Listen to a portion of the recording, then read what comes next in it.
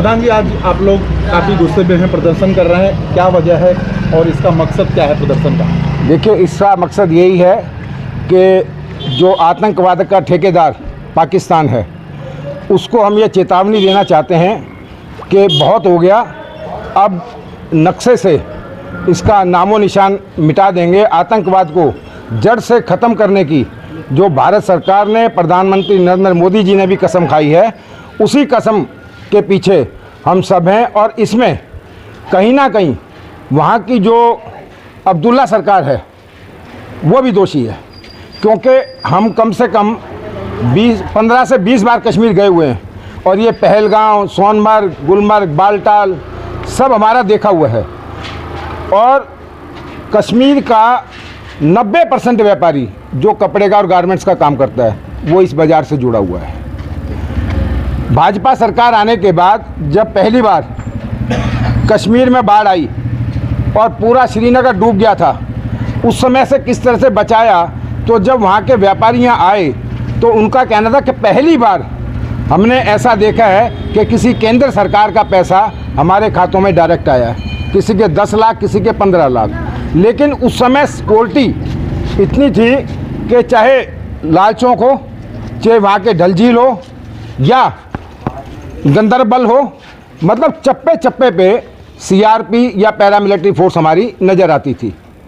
इतना बड़ा picnic spot जहाँ पर इतने सैलानी जो हमारे यहाँ से गए हुए थे, उनके ऊपर इस तरह से गोली चलाना और वहाँ पर किसी भी एक J&K पुलिस का कोई भी सिपाही या कोई पैरामिलिट्री फोर्स का जवान ना होना, ये इस चीज़ को दर्शाता है। कहीं ना कहीं अब्दुल्ला सरकार को शक के घेरे में खड़ा करता है। या तो उनकी ये सूझी बूझी चाल थी, क्योंकि उनके दूसरे बाप जो हैं वो पाकिस्तान में बैठे हुए हैं, चाहे वो महबूबा मुफ्ती हो, चाहे अमर अब्दुल्ला हो, चाहे फारूक अब्दुल्ला हो। इन्हीं के समय में ये टेररिस्ट जो है कल पनपा था।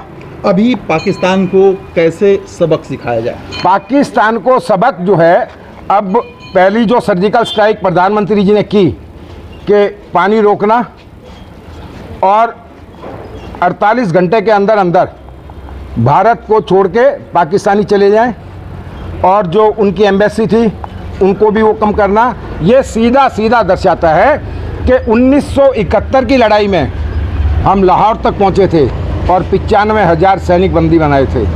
उस समय बहुत बड़ी गलती थी, हम POK को उसी समय ले सकते थे।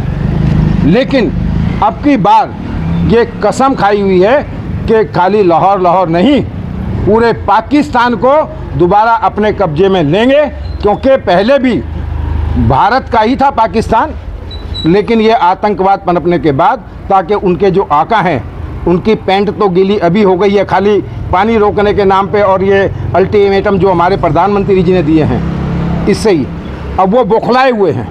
लेकिन विश्व में कोई भी उनकी सुन नहीं रहा है। वो जगह जगह फ़ोन करके वार्तालाप कर रहे हैं, लेकिन सारा पूरा विश्व, वो तो कह रहा है पानी रोक देंगे तो हम भी छोड़ेंगे नहीं। क्या छोड़ेंगे हम, तो पानी तो रोक दिया है। करो कायराना हरकत कोई अब करो ना, क्योंकि इस समय चारों तरफ से उसका ये हाल है। उसको पता है अंदर खाते कि एक बार अगर जंग छिड़ गई तो 10 दिन जंग नहीं चलेगी और पूरा पाकिस्तान जो है वो भारत के अंडर में होगा। Thank you so much. Manas news bureau के लिए दिल्ली से हेमंत कुमार की रिपोर्ट।